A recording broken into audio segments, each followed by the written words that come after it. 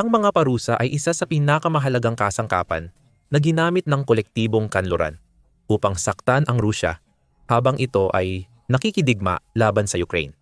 Mula nang salakayin ni Vladimir Putin noong Pebrero 2022, 21,672 na mga parusa na ang ipinataw sa Rusya. Gayunpaman, nakalusot ang Rusya sa maraming parusa, lalo na sa mga may kinalaman sa pagbebenta ng langis at gas. Sa pamamagitan ng patuloy na lumalaking shadow fleet ng mga hindi rehistrado at ilegal na barko, nagpatuloy ang Rusya sa pagbebenta ng mga yaman at paglikom ng kita para punduhan ang digmaan ni Putin. Ngayon, maaaring tapos na ang lahat ng iyon. Nabahala na ang Ukraine sa mga panganib ng shadow fleet at nagsasagawa na ito ng mga tumpak na pag-atake na sumisira sa mga ilegal na barko ng Rusya. Ayon yan kay Chuck Farah, na sumulat ng isang pagsusuri tungkol sa nagawa ng Ukraine para sa The Kyiv Post noong Hulyo 5. Ayon sa kanya, hindi pa ipinapahayag ng Ukraine sa publiko ang kanilang operasyon laban sa Shadow Fleet at hindi nila ito magagawa.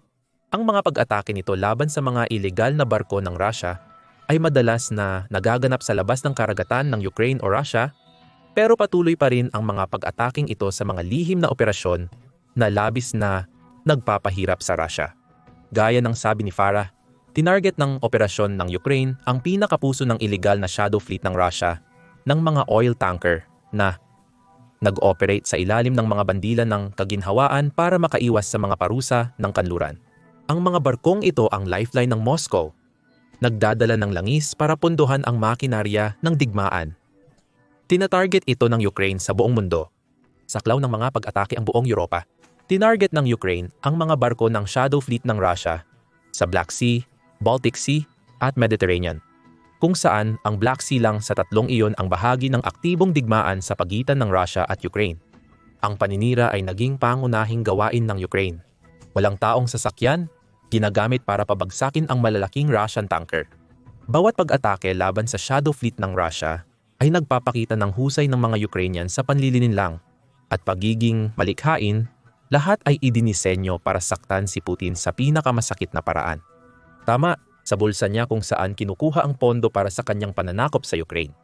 At mas marami pang ganitong mga pag-atake laban sa Shadow Fleet kaysa sa inaakala ng marami.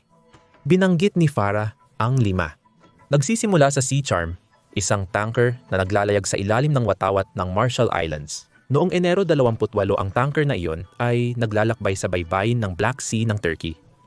Doon ito tinamaan. Bagaman hindi kinumpirma ng Ukraine ang kanilang papel sa pag-atake, pinaniniwala ang isang Ukrainian naval drone ang nagdala ng malaki at mapaminsalang pampasabog. Ayon kay Farah, iyon ang bumutas ng 3 talampakang siwang sa katawan ng Sea Charm. Napinsala ang propulsion system ng tanker at ang Sea Charm ay hindi na makagalaw sa tubig. At sa isang iglap, nagpadala ng mensahe ang Ukraine kay Putin. Ang pagkawala ng isang tanker ay hindi malaking dagok sa Russia. Kaya nitong tiisin ang ganitong uri ng pagkawala. Nakababahala para kay Putin na ang Shadow Fleet ay naglalayag sa lihim na mga ruta upang makaiwas sa mga parusang ipinatao ng kanluran. Ang pag-atake ng Ukraine sa Sea Charm ay nagpakita kay Putin na binabantayan nito ang mga ruta ng Russia. At kasing halaga nito, handa itong ipakita ang kapangyarihan nito lampas sa mga linya ng labanan sa digmaan sa Ukraine upang pigilan ang Russia sa paggamit ng Shadow Fleet nito. Ang pag-atake noong Enero 28 ay simula lamang. Noong Pebrero 4 muling umatake ang Ukraine. Ang target sa pagkakataong ito ay ang barkong Grace Ferrum na naglalayag sa ilalim ng bandila ng Liberia. Dumating ang barko sa Tobruk sa Libya, na ayon kay Farah ay isang sentro ng ilegal na kalakalan ng langis ng Russia upang makaiwas sa mga parusa. Pinaniniwala ang gumamit muli ang Ukraine ng drone dahil sa isang malakas na pagsabog na sumabog mula sa loob ng barko, na sumira sa propulsion shaft nito at nagdulot ng matinding pinsala. Dahil dito, napilitan ang mga may-ari ng barko na gumastos ng malaki para sa salvage operation. Sa ulat nito tungkol sa insidente, ibinunyag ng The New Voice of Ukraine na ipinakita ng salvage tracking data ng barko na kamakailan lamang itong bumisita sa isang pantalan sa Russia. Alam ng Ukraine ang eksaktong ginagawa nito, kapwa sa pagpili ng target, at kung paano nito pinabagsak ang barko. Hindi lumubog ang Grace Ferrum. Hindi iyon ang layunin ng Ukraine. Tulad ng sa Sea Charm, tinamaan ng Ukraine ang propulsion system ng barko para hindi na ito makagalaw sa tubig. Isa pa iyong mensahe para kay Putin na hindi magpapabaya ang Ukraine sa mga pag-atake nito sa Shadow Fleet. Bawat isa ay magiging eksakto, maayos ang plano, at isasagawa sa paraang eksperto para hindi kailanman masisi ang Ukraine. At kahit pa masisi ang Ukraine, wala pa ring laban si Putin dahil alam niyang ang pagsisi sa Ukraine ay maglalantad ng ilegal niyang paggamit sa mga barko. Umaksyon ang Ukraine para iwasan ang mga parusa. Naipit si Putin ng Ukraine sa mahirap na sitwasyon at alam nila iyon. Tila lumalakas ang kumpiyansa ng Ukraine, umatake ulit sila noong Pebrero 15. Ngayon, ang Sea Jewel, isang Maltese flag na barko, ay nakadaong sa Savona Pier sa Italia. Vardo, iniulat ng United 24 Media ang insidente noong panahong iyon. Binanggit na 2 pagsabog ang yumanig sa barko habang ito ay nakadaong at naghahanda sanang magbaba ng kargamento. Muli, maingat na pinili ng Ukraine ang target nito, kahit na ang Sea Jewel ay naglalayag sa ilalim ng bandila ng Malta. Base sa United, 24 kabilang to sa listahan ng mga ilegal na barkong ginagamit ng Russia para magdala ng langis sa European Union. Noong 2024, 3 beses naghatid ang barko ng kargamentong Ruso. Pebrero, Marso at Mayo. Iniulat ng mga tripulante na nakarinig sila ng 2 malakas na pagsabog. Sa imbestigasyon, natuklasan na ang mga lumubog na bahagi ng barko ay nagpapahiwatig ng paggamit ng mga pampasabog na kagamitan. Pareho ang kinalabasan gaya ng unang 2 pag-atake. Ang Sea Jewel ay hindi na napagana ngunit hindi ito nilubog. Muling nagpakitang gilas ang Ukraine sa larangan ng panlilinlang. Ayon kay Farah, mangangailangan iyon ng sabayang paggamit ng real-time na pagsubaybay at mga lihim na tauhan para palubugin ang barko. Siyempre, hindi naman basta-basta sumabog ang mga iyon. Kailangan sanang magpasok ng Ukraine ng isang operatiba sa barko para magtanim ng mga bomba sa mga lugar na hindi iisiping tingnan ng ibang tripulante. Dinagdagan pa ang dapat pag-isipan ni Putin. Ngayon, tinatarget na ng Ukraine ang mga barko ng kanyang Shadow Fleet sa mas malalayong bahagi ng tubig sa Europa. Dagdag pa rito, malinaw na may problema ang Russia sa mga lihim na operatiba na gumagawa sa kanilang teritoryo na kailangan nilang tugunan. Kung hindi sa Russia, maaaring nagtatrabaho ang mga operatibang iyon sa Italia at nakapasok sila sa isang barkong dapat ay mahigpit ang seguridad. Sa kahit anong paraan, problema iyon para kay Putin. Gayunpaman, marami pa ring tanong si Putin kung paano nagagawa ng Ukraine ang lahat ng ito na nananatiling walang sagot. At kung masusunod ang Ukraine, ganoon iyon mananatili. At may iba pa. Habang habang nag-aalala si Putin tungkol sa mga pag-atake ng Ukraine laban sa kanyang Shadow Fleet sa Europa, may inihahanda namang mas malapit sa tahanan ang mga lihim na operatiba ng Ukraine. Noong Pebrero, tinira ng Ukraine ang Koala, isang barkong naglalayag sa ilalim ng bandila ng Antigua at Barbuda. Sa pagkakataong ito, naganap ang pag-atake ng Ukraine sa Ust-Luga port ng Russia na matatagpuan sa Baltic Sea. Ang pag-atake ay isang paglala ng sitwasyon. Pareho lang ang nangyari sa Koala tulad ng sa 3 pang barko pagdating sa pinsala.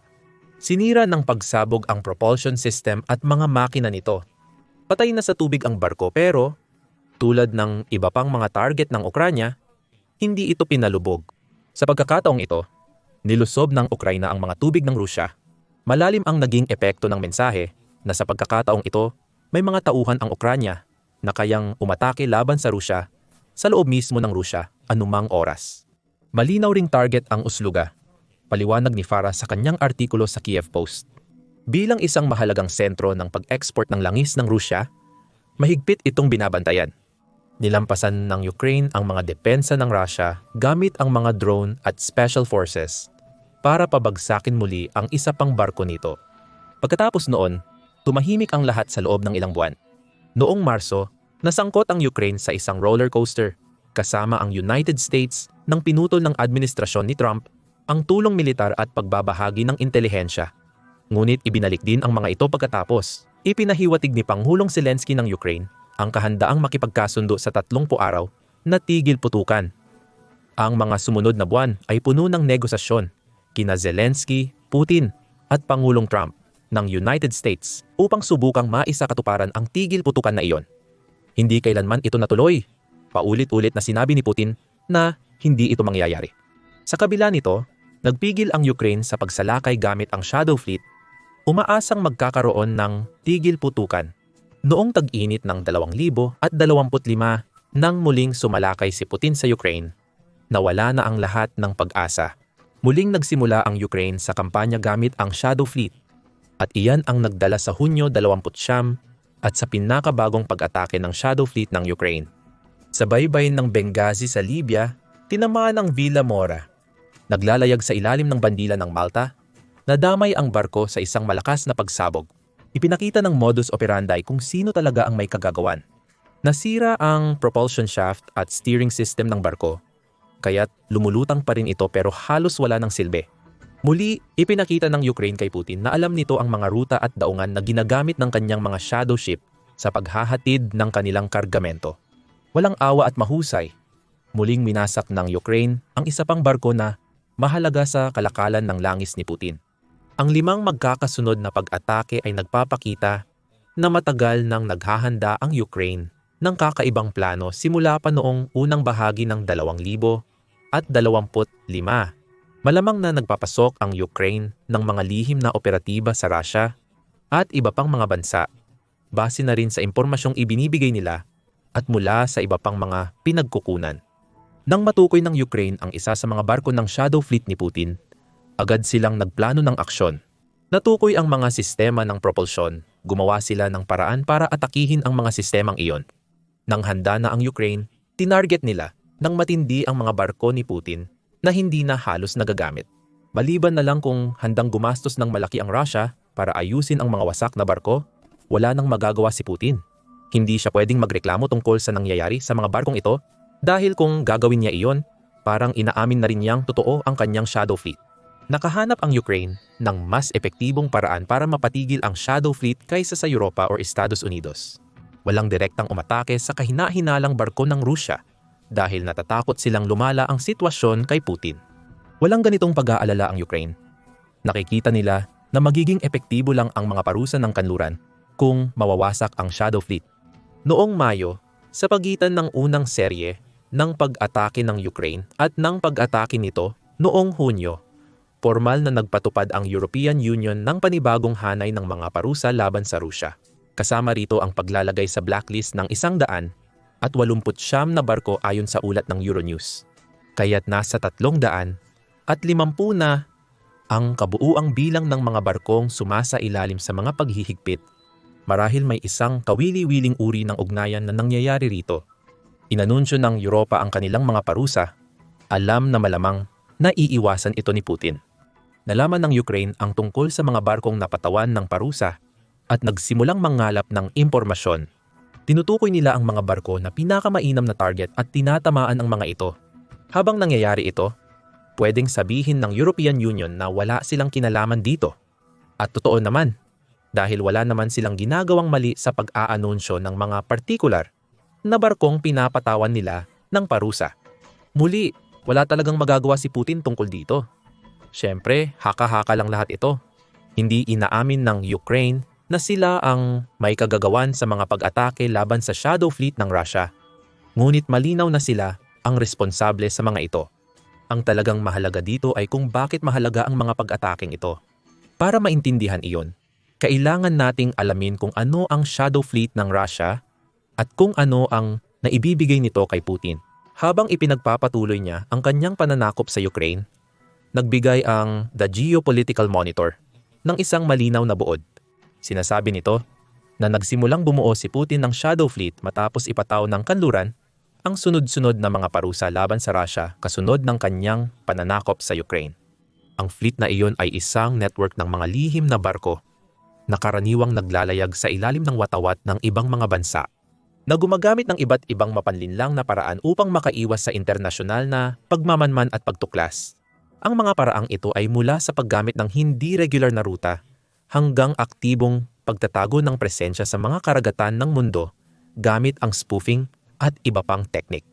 Malaki ang ginastos ng Rusya sa pagdevelop ng fleet na ito. Ayon sa Geopolitical Monitor at Kiev School of Economics, gumastos ang Rusya ng halos $10 bilyon para palawakin ang kanilang shadow fleet ng humigit kumulang 400 barko hanggang Marso 2025 mula 2022. Ang mga barkong iyon ang nagdadala ng langis ng Rusya sa mga daungan sa buong mundo na nagpapahintulot kay Putin na iwasan ang oil price caps at iba pang mga parusang ipinataw ng kanluran sa kanyang bansa.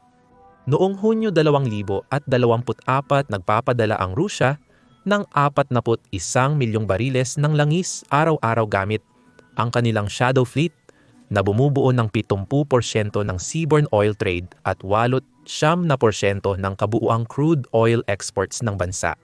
Ang paglago ay naging tuloy-tuloy para sa shadow fleet simula nang magsimula ang digmaan sa Ukraine. Noong Pebrero, tinawag ng International Bar Association ang fleet bilang lumalaking banta, habang binibigyang diin kung paano ginagamit ito ng Rusya upang patuloy na dagdagan ang pagpapadala ng mga produktong langis at krudong langis. Noong Abril 2022, nang unang lumitaw ang shadow fleet, ginamit ito ng Rusya upang magpadala ng 719,000 bariles ng krudong langis at 455,000 bariles ng mga produktong langis araw-araw. Pagkaraan ng isang taon, lumaki ang bilang sa 1.8 49 milyong bariles ng krudong langis at 52,000 at 100 bariles ng mga produktong petrolyo. Pagsapit ng Abril 2025, umabot na sa 3.077 milyong bariles bawat araw ang padala ng krudong langis, kasama ang 29,000 bariles ng mga produktong langis. At patuloy pa rin ang paglago. Ayon sa ulat ng Pravda noong Hulyo 3, tumriple ang laki ng shadow fleet mula noong 2022. Konserbatibong pagtataya lamang iyan. Ang nagsimula bilang koleksyon ng wala pang 100 barko, ay ngayon ay nasa pagitan ng 300 at 600, kung saan 40% ng mga barko ay binili mula sa mga nagbebenta sa European Union. Karamihan sa mga barko ay tumatanda na at umaabot na sa dulo ng kanilang karaniwang haba ng buhay. Binanggit pa ni Pravda na ang karaniwang shadow tanker ay nasa pagitan ng 20 at 25 taong ganyong 5 taong gulang na mas matanda kaysa sa karaniwang edad na 13 taon para sa isang standard na oil tanker. Hindi alintana ni Putin. Basta't kayang maglayag at maghatid ng kargamento, handa siyang bumili at gumamit nito. May simpleng dahilan kung bakit napakalaking problema para sa Ukraine ang paglago ng shadow fleet na ito. Pinapadaloy nito ang pera papasok sa Russia. Marami nang napag-usapan sa mga kamakailang problema sa ekonomiya ng Russia at tama naman iyon. Ubus na ng bansa ang kanilang pambansang reserba at nasa bingit na ng pagbagsak ng ekonomiya.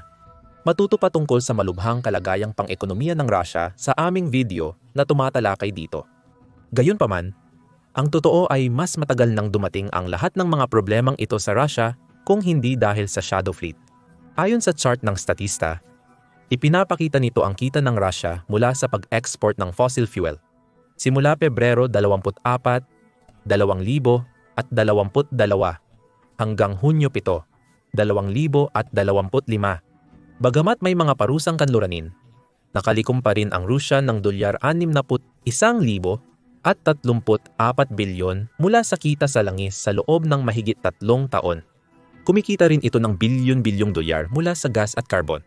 Ayon sa Statista, ang Russia ay kumita ng dolyar, 1,866 bilyon mula sa dating at 9,322 bilyon mula sa carbon. Hindi lahat ng perang ito ay direktang napupunta sa kaban ng digmaan ni Putin, pero malaking bahagi nito ay napupunta ron. At malaking bahagi nito ay pera na hindi sana dapat na access ng Russia. Tandaan ninyo na ayon sa Ukraine, ang digmaan ni Putin ay nagkakahalaga sa kanya ng hanggang dolyar 1 bilyon kada araw. Kung totoo ang bilang na iyan, ang kabuuang gastos ng Russia sa digmaan ay lumampas na sa 1 trilyon. Ang malaking pera mula sa ilegal na bentahan ng langis, gas, at uling habang may digmaan ay naging malaking tulong kay Putin sa panahong nahihirapan ang kanyang bansa na gumawa o magbenta ng kahit ano maliban sa kanilang fossil fuels. Kaya malinaw ang kahalagahan ng mga pag-atake ng shadow fleet ng Ukraine. Bawat barkong pinapalubog ng Ukraine ay barko ng hindi makakapaghatid ng mga produktong ibinebenta ng Russia. Mas kaunti ang pera ni Putin. Mas mababa ang presyon sa frontlines. Hindi kayang gumawa ng Russia ng kasing daming kagamitan at hindi rin nila kayang bayaran ang kasing daming sundalo. At kahit na 5 barko lang ito na parang maliit na pinsala sa kabuuan ng sitwasyon, alam ng Ukraine na bawat matagumpay na pag-atake ay nagdudulot ng takot sa puso ni Putin. Baka ganoon din ang maramdaman ng mga tao na nagpapatakbo ng mga kahina-hinalang barko ng Russia. Hanggang kailan pa kaakit-akit sa tripulante ang pangako ng kita mula sa ilegal na gawain ni Putin? Kung patuloy na babombahin ng Ukraine ang kanilang sinasakyang barko, tanging panahon lamang ang makapagsasabi.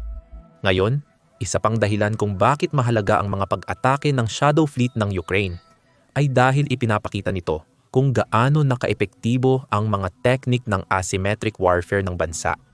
Iyan mismo ang mga pag-atake ng Shadow Fleet, isang asymmetric na estratehiya na hindi akma sa tradisyonal na labanan na sinusubukang ipaglaban ni Putin sa teritoryo ng Ukraine.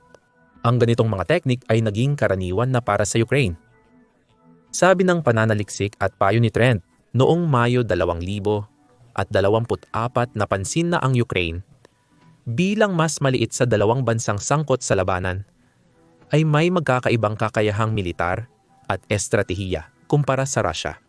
Upang mapunan ang mga kakulangan, ang Ukraine ay nagsagawa ng gerilyang pakikidigma, cyber attack, at mga operasyong tumama sa Russia kung saan ito nasasaktan. Ang paggamit ng Ukraine ng mga drone ay perpektong halimbawa sa pamamagitan ng pagtutok sa malawakang produksyon nito.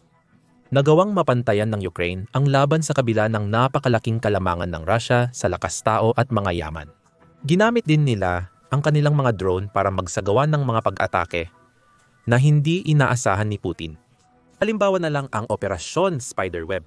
Noong unang bahagi ng Hunyo, nakalusot ang Ukraine ng mahigit 100 first-person view ng mga drone papasok sa Russia sa isang pag-atake. Tinamaan ng mga drone ang 4 na paliparan ng Russia at napinsala ang ilang bomber nito na kayang magdala ng nuclear. Kagaya ito ng nakikita sa mga pag-atake ng Shadow Fleet ng Ukraine pagdating sa pagiging lihim ng operasyon at paggamit ng mga espesyal na puwersa ng Ukraine. Noong Hunyo 13, idinagdag pa ito ng National Security Journal na binanggit na lumikha ang Ukraine ng isang malawakang kampanya ng gerilya laban sa Russia gamit ang mga operatiba na kumikilos sa loob mismo ng teritoryo ng Russia. Nangyayari ang mga pag-atake ng sabotahe laban sa lohistika at infrastruktura ng Russia, paghadlang sa mga pagsulong ng kanilang militar, at ngayon, sa mga pag-atake ng Shadow Fleet at mga pinagkukunan ng kita ng Russia. Sa ilalim ng estratehiyang to, nagawa ng Ukraine na iangkop ang kanilang asymmetrical na taktika ayon sa daloy ng digmaan ni Putin. Nang umatake ang Russia gamit ang mga tangke, tumugon ang Ukraine gamit ang mga drone. Nang ipatupad ni Putin ang paglikha ng napakalaking military-industrial complex sa Russia para palakasin ang produksyon sa digmaan, sumagot ang Ukraine sa pamamagitan ng pag-atake sa mga pabrika sa teritoryo ng Russia. Nang gumastos si Putin ng mahigit $14 na bilyon para bumuo ng marupok na fleet ng mga oil tanker upang iwasan ang mga parusa ng kanluran, muling tumugon ang Ukraine. Sinimulan nitong palubugin ang mga tanker na iyon at malaki ang posibilidad na ipagpapatuloy pa nila ito. Mas ikababahala pa ito ni Putin. Alam niya na wala siyang magagawa laban sa mga asymmetric warfare tactics ng Ukraine. Sobrang galing ng mga operatiba ng bansa at mahigit 3 taon nang sinusubukan ng Russia na mahuli sila sa iba't ibang ginagawa nila pero palaging bigo. Ngayon, kailangan nang harapin ni Putin ang katotohanan na pinalalawak ng Ukraine ang saklaw nito. Iyan ang malinaw sa mga pag-atake ng Shadow Fleet na ito. Ang Libya, Italia at Turkey ay naging mga target na rin sa kani-kanilang paraan. Hindi direktang tinatamaan ng Ukraine ang alinmang bansa, pero pinapabagsak nito ang mga barko ni Putin habang naglalayag o dumadok sa mga ito. Sa kung anong paraan, nagawa ng Ukraine na gawing pandaigdigan ang kanilang asymmetric na estratehiya, na isa pang bagay na hindi inaasahan ni Putin. Malayo pa sa pagkawasak ang Shadow Fleet, pero bawat pag-atake ng Ukraine ay nagre-resulta sa pagkawalan ng kargamento at napipilitang mag-invest pa ng mas maraming barko ang panig ng Russia. Kung magpapatuloy ito ng Ukraine, magdudulot ito ng matinding pinsala sa mga pinagkakakitaan ng Russia Sa panahong ang mga desisyon ni Putin ay nagdulot ng halos pagbagsak ng kanyang ekonomiya. Muling binigyang kahulugan ng Ukraine ang pakikidigma nito laban sa pagpapalawak ni Putin. Malinaw na ang inobasyon sa drone ay nagbigay daan sa kasalukuyang kalagayan ng Ukraine. Alamin pa ang tungkol sa mga inobasyong nagbigay kakayahan sa Ukraine na gawin ang mga bagay tulad ng pagsira sa mga barko ng Shadow Fleet sa aming video. Kung nagustuhan mo ang video, mag-subscribe sa Military Show para sa higit pang komentaryo tungkol sa pinakabagong taktika ng Ukraine at kung paano nito pinapahirapan ang Russia.